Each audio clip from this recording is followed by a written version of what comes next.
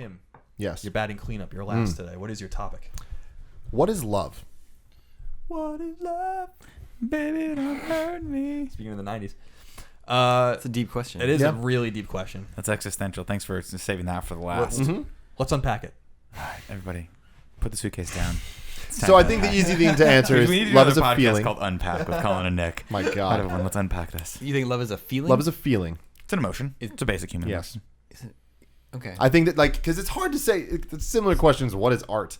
And those are I think the two things that you're like, you don't what really is have art an is subjective, but is what love is subjective? answer. I think it is. I don't think so. I think what people choose to love is subjective, but I think the way people love, the general feeling, is probably pretty similar from human being to human. If I love something, if I love my wife, and you love your girlfriend, those feelings that we have are probably pretty similar between the way we both do it. I'm not talking about the love of material things, like I love my car, I love my hat, or something like that. Love that PS4.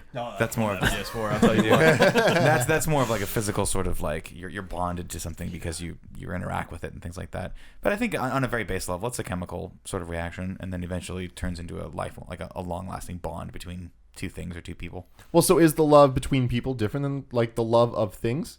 Even if it's not a material thing, just like your love is for... it just amplified? I think it's. I mean, I would say it's probably amplified due to the sexual. I mean, like, do you love your girlfriend as much as a thing that you love? Don't ask Tim that question. Yeah. Tim puts all things on the same level. He's like, I like this Coke better than I like my Coke. I love Coke. It's good.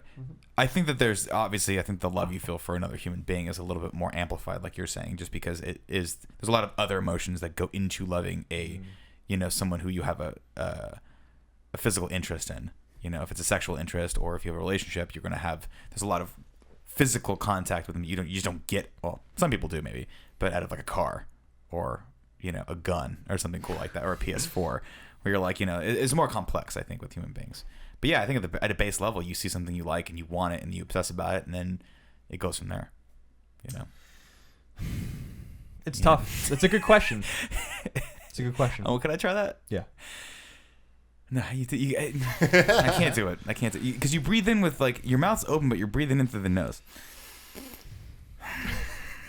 It's tough. It's a tough question. I just, I can't do it. It's a hard question.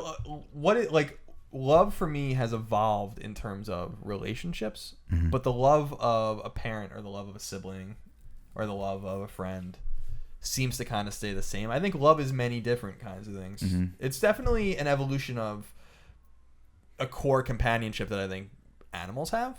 For instance, like, presumably, like, aren't there certain animals like dolphins or whales or whatever that have like partners, some birds and stuff that have like partners for life? That's like kind of where it comes from. Like, they do love that other thing, that other bird, that other pelican, whatever the hell it is, but like they don't Pelican they don't look at it. They're not love. self-aware, so they don't. Love requires a They never think self-awareness. I'm in love. Right, exactly. They're just like, well, I'm ride or die for this pelican. Yeah, this pelican is my homie. And but I think that in terms of being in love, like in love with a girl or a guy, is like, that's evolved for me very much. Like, every time I think I know what it means, I actually don't know what it means. I think now, I've been with Cheryl for like 6 years. It's like that to me is like a love so much more profound than the in love I was with my girlfriend in college, for instance, when I genuinely was in love with her. But it's not the same as the love I feel now. So I think that love isn't necessarily defined, because I think in that sense it seems to evolve. Then again, like, what is the difference between loving someone and being in love with someone? Like, I'm in love with my girlfriend, would die for my girlfriend, absolutely. She's a great person, like my partner and stuff. But like, I also love my parents in a very deep and profound way. I'm not in love with them, but I love them. And like, what is the difference between that kind of love? Because I'd also maybe die for my parents, Like, it's a weird kind of. It is. I think it is nebulous. I think you're right. I think that it's not defined. I don't know. I think it's different for a lot of different people. So, can you love things? Yes. Like, is love still the right word to be used? I think you can love things. I love football. Yeah. Like, I love cheeseburgers. Like, I get what you're saying though. The like, you love family and the in love relationship. Then there's a third love that's for video games or stuff like that. Maybe we use it too much. Or is there just do you just strongly like things? I think it's a very similar feeling. I don't think I'm not afraid to say that you can love different things different ways, and there's but it's the same baseline feeling. It is different though, being in love versus loving something, because I'm in love with my wife, but I also love her more deeply than I have ever had today. You know, like when you commit to someone and you're with that person and you're saying that we're going to give this a go and try to be together forever, that takes on a very profound meaning and a very, very, on a very deep level. It's crazy to think that like, there's just no doubt you're just going to be there for that person. That's just the way it's going to go, because you love each other, not because you're in love with each other, but because you love and respect each other and want to be there for each other. But what is that? It's love. Like, what is that? It's love. I just feel like that's kind of just like, well, I think at first, not really answering. No, it, but though. they say at first that all love starts with sort of lust, right? So those deep feelings, those crazy feelings you felt in college, aren't necessarily what is like a traditional love. It's more of a sort of lustful sort of passion that you're caught up in, and then once those feelings subside, that's when you can start angling over to the love stuff. I might be digging myself in the weeds here, but if I like Colin, I think back to the college loves or the high school loves that I had, and it was like a flashbang, right? It just boom, and then it was over. And you're like, what was I even thinking? It was so easy to get over that person, or maybe it wasn't, but it felt real at the time. Yeah, it felt real at the time, but it doesn't feel like it does now, where I have someone I've been with for 7 years, and she forgives me for things that she shouldn't, because I'm a complete idiot most of the time and annoying to her, because she wants to. That's love. Would the dictionary definition help us at all? Yeah. 100%. Love, a profoundly tender, passionate affection for another person. For another person. Interesting.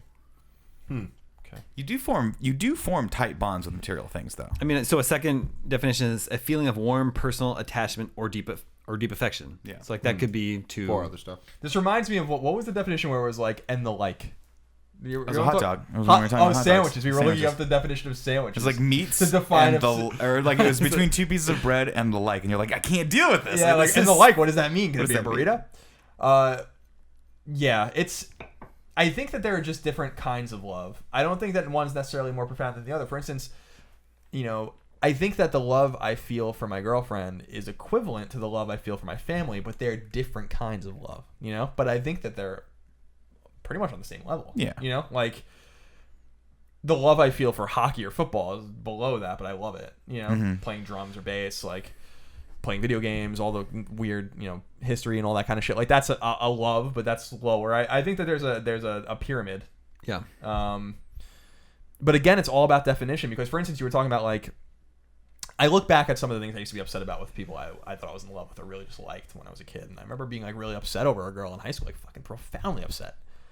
And I look back at that now and I was like, what the fuck did I care for? Like that's how you know that it's like not the love you thought it was. Right. Same thing with in college, how heartbroken I was when I broke up with that girl in college. And I look back and it was a very important learning lesson for me. And she was a great girl and we had a good time, but it was like, why was I so upset about it? So I think it evolves and becomes deeper and deeper actually as you get older. And maybe you refine it a little bit more. And also the love of friends. Like there are people, like there are people in this world like Ramon, where, I love him so deeply that like, I offer to, fly him out here. I offer to do, like it's almost like you're willing to part with money or material things to make someone else happier. Yeah. Like there's a lot of different kinds of definitions and checkboxes that I think you have to hit. That's a little weird that you might want not do for a normal acquaintance. Yeah. See, it's interesting to me because I feel like a lot of defining love is just saying, well, because I love this, I do this. But you're not really saying what the love is. I'm not saying that about just you guys, but it's just like, I think that's what makes it so interesting is that it isn't anything. It's something that exists that makes you do other shit. And it's the reason for doing things. Well, it's one of the probably the leading motivations for living. Right? I mean, it's like you can't overstate how powerful and important it is. Power of love. And how devastating it can be when you lose it. Huey Lewis spoke about this. Yes. The great poet. I mean, if we need to just listen to that song, he's the final word on this, really. Yeah. Oh, Huey Lewis is so good. It's not Hadaway? It's also, who did Glory of Love? Oh, not Brian Adams. No. Peter Gabriel? Yeah. Peter Gabriel. No. It's not No. Peter Gabriel. Peter Cetera. Peter Cetera. yeah. Chicago. Like a knight in shining armor. From a long time ago. Yeah. Da-na-na-na-na. You're gonna get a True copyright story. strike. True story. Karate Kid 2 came on the other day. My wife's sitting on the couch reading a Cosmopolitan magazine. Might have been an Us Weekly. Sorry for the call out, babe. She does not listen to this show. She'll never know that. Karate Kid 2 comes on. She goes, turn it off. And I'm like, why? It's just gonna Karate be Kid too 2. She sad. goes, is this the one with the song? And I was like, I know exactly the song you're talking about. Yes, this is the one with the song. She goes, how does it go again? I was like, well, I am a man. She's like, stop talking. If I hear that song, I will start crying. It is so powerful to her. It brings back some weird nostalgic memory that I literally pulled up the lyrics on my phone and read them to her. And she started tearing up. And I started tearing up. And I was like, this is a fucking powerful song. Turn it off and put it away. Only bring it out when you what's have to. that? What is that? That emotion right there. Well, I mean, that's just I guess it's love. Any emotion is hard to describe, I think. The things that make you sad or happy or elated or, that's more nostalgia, though, I think. Because it was whatever the emotion it evokes. And that's why they say, like, true art evokes emotion. Like, anytime you write anything or when you try to make a movie, you're trying to inevitably evoke emotion out of people. So is love an emotion? Definitely. Oh, definitely. I think it is. So you can evoke love. Yeah. Things can evoke love. Yes. I think it can evoke feelings of love if you hear, like, a really thoughtful love song. I think it can go the opposite direction. Like the saddest song to me in the world, like the fucking saddest song, is Mike and the Mechanics in the Living Years. That's song a super is sad song. Fucking horrifying. Wait, which one's that one? It's the song about how like his dad died and he never got a chance to say that he was sorry and that he loved him or whatever. Yeah. I can't. I don't even want to All right, sing it. don't bastardize it. It's an awesome song. It's a great song, but every time I hear it, I'm like, oh my god. Like Jesus Christ. Yeah. Well, you know what? He knew when he was in the studio recording that song, he was just going to destroy everyone. But that's the thing. So this is what happens, right? It's not a one-to-one connection. He's not singing to you. You're not falling in love with his words, or it's not making you think of love. What great art does, or what movies strive to do, is they try to connect you to something in your life that evokes that emotion, right? So when you see two people on screen who are legitimately have that connection and fall in love with each other, that is supposed to make you think of a love that you've had in your life and evoke that emotion that you had then. You're not necessarily connecting with those things, but like when I heard that Peter Cetera song, I remember the time of my life that was like the most innocent. It wasn't a love necessarily that I thought of at first. It was, hey, this was a time of my life when I was like young and I could eat whatever I wanted to, and I just watched movies all day long and I didn't give a shit about my future. It didn't matter. Then I turned over and noticed that it was having that same effect on my wife. That made me love her. Mm-hmm. That made me just think about how much I love my wife. Like we have those things in common. That is the strength of our relationship. I'm gonna send Peter Cetera a nice email after this. Like he doesn't get enough. Hit him up on Twitter. What up? Yeah, what's he up to? Peter Cetera. He's probably still rocking that song. Yeah. Do you think that one song made him like set him up? Well, he was in Chicago too, right? So it's like and he wrote all those songs. So like just the songwriting credits. That's what's so valuable when you sell a record. If you like the drummer in Chicago had nothing to do with writing any of those songs, maybe like he got his performance money and he might get a little bonus like when albums are sold, but the guys who wrote those songs are the guys who were fucking cleaning up. That's why Queen is like insanely wealthy. Yeah. All of them wrote songs. Yeah, it wasn't just Freddie. It's an interesting question. It's a profound question. Now usually Tim, it's a Tim topic. Well, I was gonna say usually you bring up things that are a little more visceral. Next week is gonna be what is sex. That's an easy one. That's a definition we can Is it an emotion? Yeah. No. Is it a feeling? It's more of a smell, as they say. I think we talked about that already. Oh, that was a good topic and a good episode, guys. We did okay without Greg today. I had fun. Yeah. I had fun. It wasn't perfect.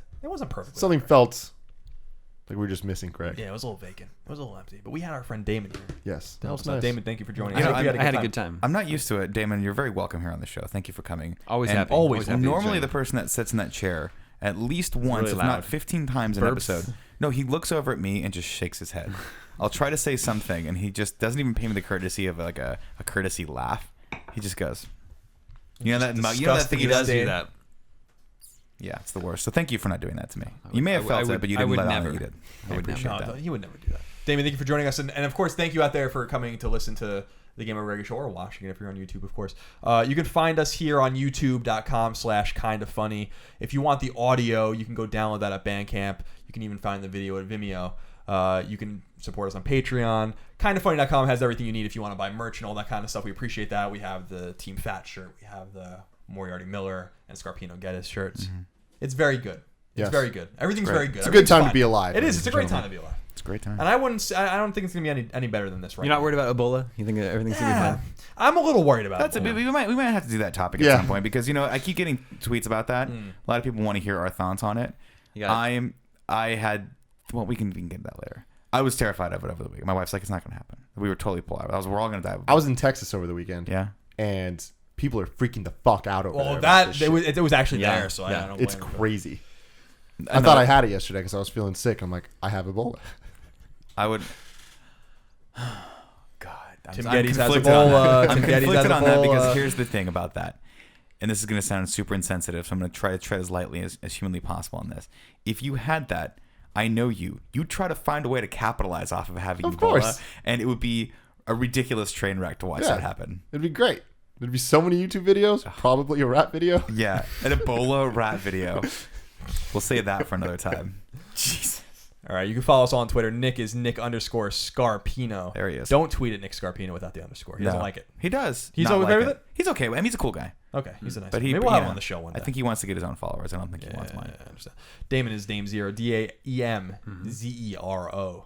Tim is Tim Gettys, TIMGETTYS. I am no taxation on Twitter, and you can follow Kind of Funny at Kind of Funny Vids. Don't follow Kind of Funny. That's not us. Kind of Funny Vids is what you want to follow. Yes.